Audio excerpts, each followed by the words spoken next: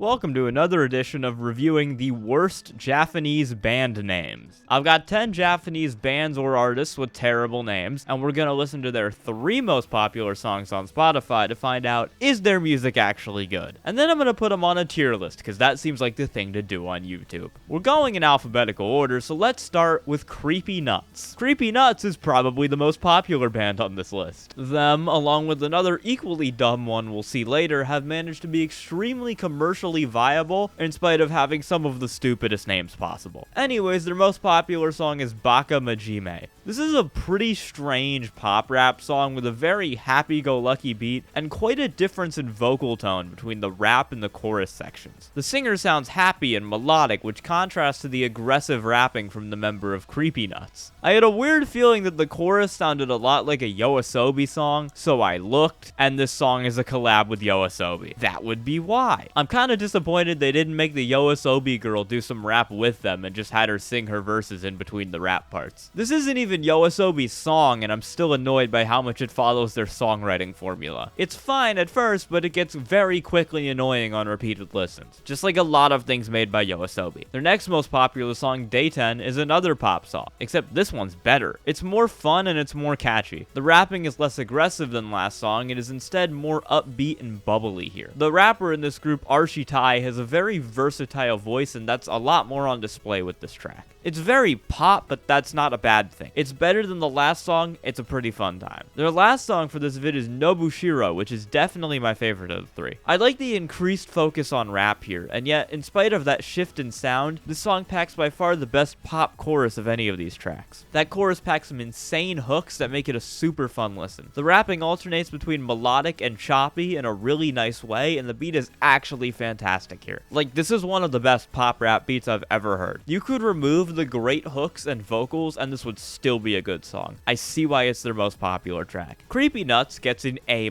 tier. The last 2 songs are good, but they're getting dragged down by the dumb, unnecessary Yoasobi collab. When they're on their own, though, they're quite a fun pop rap duo with some tracks that can really put you in a good mood. After that, we get another rap group, Jabba the Hutt Football Club. They actually changed this name at some point to remove the Hutt, so now they're just Jabba the Football Club, which makes even less sense somehow. Their most popular song is Stay Gold, Life Goes On. This is a pretty all-over-the-place 4.5-minute song featuring a smooth guitar-driven beat. This mostly feels like a track designed to give each of the members a chance to show their skills, and it's fine. There's nothing here that really grabbed me in any way, but everyone does a good job. It's a pretty good track if you want some chill rap to throw on in the background to like study or do homework to or something. Their next song, Happy Ice Cream, is very similar to that one. The beat's a bit more electronic, but it's still got a decent vibe. And the rapping follows a similar format to that track. There's not a lot of structure or hooks, and it kind of just leaves each of the group's members to follow the vibe in their own way. It's fine,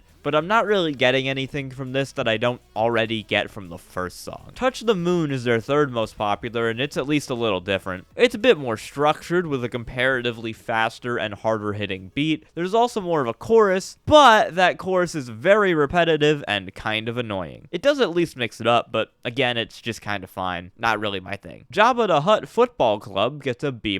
They're fine. Maybe something I'd put on again if I was in a really specific mood, but I can't see myself coming back to them outside of that circumstance. They're just not really my thing. The next band up is called My Hair Is Bad. Their hair isn't really that bad in the first place. You think if you had this band name, you could at least do a photo shoot where you like mess up your hair or something. These just look like 3 guys. The most popular song from them is Toriko. This is a pretty fun J-rock song. It's nothing out of the ordinary, but it's overall pretty good. The melodies are strong, it's got a lot of energy, and the vocals are nice. It's nothing special, it's solid enough. Next is Mako, which is a lot harder, I guess. There's more punk energy on this song and a much louder, shreddy guitar tone, which I'm always down for. This does have a fair bit more problems, though. For one, the vocals kinda suck. For 2, the chorus is also bad. It's already annoying on the first listen, and it just gets worse every time you listen after that. This song has potential. I don't think it really follows through on it at all. Third is Jideo Atsumete. This is a totally fine and pretty generic J-rock song. The vocals are fine, the guitar is fine, the drums are fine. There's not a lot to say about this. It's just fine. My Hair Is Bad gets a B+ tier. Could be worse, could also be better. They're fine. Next is the second most popular band on this list, only behind Creepy Nuts. They're called Porno Graffiti. I have absolutely no idea how you managed to get 1.5 million monthly listeners as a group called Porno Graffiti. That should not be possible. Their most popular song is The Day, which is an opening to My Hero Academia. I don't like this song. This does not appeal to me in any way. The drum beat is incredibly annoying. The mixing is awful. The melodies, typically one of the strongest parts of an anime opening, are terrible. The song fails to get any actual energy going, which is also something that's pretty critical when you're doing an action anime song. This not only fails at being an action anime opening, it just kind of fails at being a good song too. It's bad.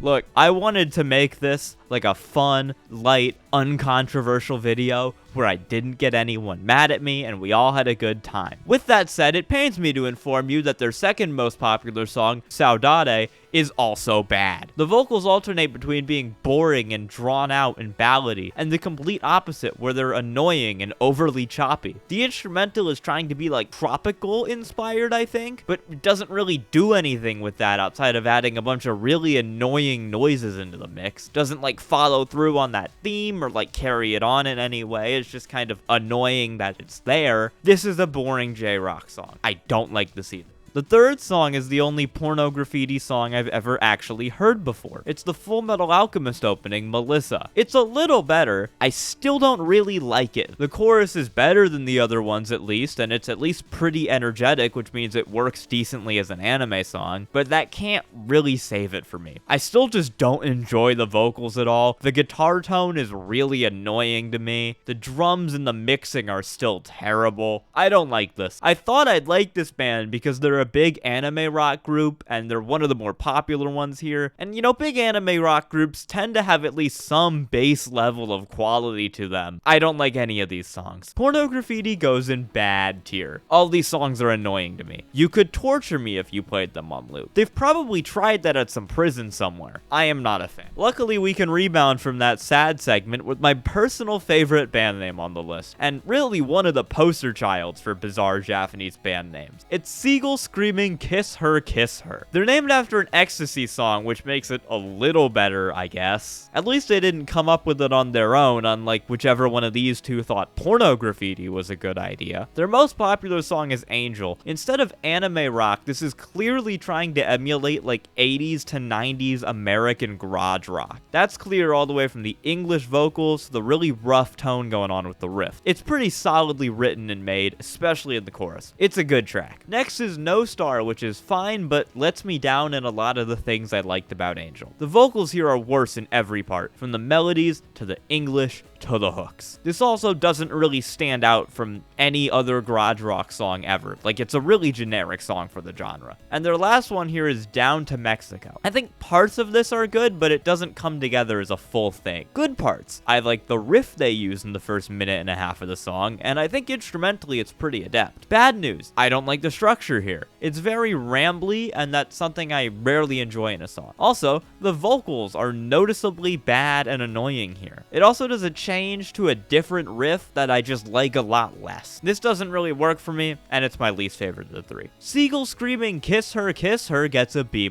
One good track, one decent track, and one kinda iffy track. At least they're giving me balance. Next up is a name I just plain don't understand. Soil and Pimp Sessions. Do not ask me where this comes from or why they have pimp in quotes, because I have absolutely no idea. Their most popular song is Karisome Otome Death Jazz version, which is actually just a Sheena Ringo song that they feature on, but it's listed as their #1 song, so we're going with it. It's pretty fine, fairly typical Sheena Ringo fare. I think it would be better in the context of the full album, but I haven't listened to this one, so I can't really comment. It's not bad though, I don't mind it at all. Second is Yume Makase, which is a lot more relaxed. This replaces Sheena Ringo's Chaos Train with some smooth rap-style vocals and a much more relaxed jazz on the beat. I like this one a lot more. It kinda aligns with Jabba the Hutt Football Club, where I feel like it'd be a really good study song. It's nice and chill, and I also like it better than any of the songs by them. Good track. Third is Paraiso, which is a 1:20 long instrumental that was done for some kind of anime. Despite being some anime soundtrack song, I also really like this one. It's a lot more energetic than Yume Makase and shows off a different side to their sound. They're a lot more frantic on here, and it's a lot more of a jazz rock type thing. I like it a lot. Soil and Pimp Sessions goes in A-. I'm probably going to dive more into this group because I heard some really interesting stuff here, and I'm like actually interested in what they've got now. 3 pretty different songs. Alright, some quick background here. When I was putting the list together for this video, I have like a big list of like 50 to 60 name ideas. I went on Discord and I just asked people which names they thought sounded the most interesting. There were 2 overwhelming favorites. 1 was Seagull screaming kiss her, understandably. And 2 was this one, the Mercedes Men's. I mean, I get it. It is a pretty funny name. Their number 1 song is In Out, which is a really sick, energetic garage punk song. This rules super hard. It gets going immediately. The vocals are whiny in just the right way that's required for this style. It's got that super compressed, terrible recording quality that's a trademark of this kind of like manic garage punk. This is actually the best song I've talked about so far in this video, and it's not even their best song. Next is Quiet Machine, which turns down a lot of that crust distortion and takes a more diverse approach instrumentally. In Out kind of went and then didn't let up for 2 minutes, but this makes time for some comparatively quiet bits and a bit of a groove in the bass lines. This isn't quite as good for me, mostly because it's not as catchy, but it is another banger, and I still love it. Last is Kaikobu, my favorite song from this entire video. This is really good. It's pretty similar to In Out, but it has a lot nicer of a chorus, and it has some really cool melodies and riffs. It's kind of like an anime J-rock song, but it's been produced like super noisy garage rock. I love this. It rules. The Mercedes Men's gets an A+. I am a new fan. This band is awesome, and they need more than 200 monthly listeners. Following that, a band name I am very confused by, The Chef Cooks Me. This sounds like either a bad creepypasta or some second-rate Goosebumps book, and not a Japanese musician. First from them is Feeling featuring Hiroko Sebu. This is a 1-minute long piano ambient track. I have absolutely no idea why this has 200,000 plays. Please explain to me if you know. I don't get this. The second one is Aiga Soredake, which is an actual song this time. It's a pretty fun pop song that includes some interesting rap and features a really slick groove. It's pretty dancey, and it's also pretty fun. I really like this. I wish there were 3 songs like this and not dumb piano interludes clogging spots here. Third is New Feeling, which I already have liked on Spotify, so apparently I've already heard this one. I have no memory of doing this, but hey, at least I already know it's good. This song is a lot more overt with this project's funk influences, and it also does away with the rapping bits. It's more of a straightforward funky pop song. It's not as good as Aiga Soredake, and it's not really as interesting as it either, but it's still fine. I see why I like this. It's pretty solid. The Chef Cooks Me ends up in A-,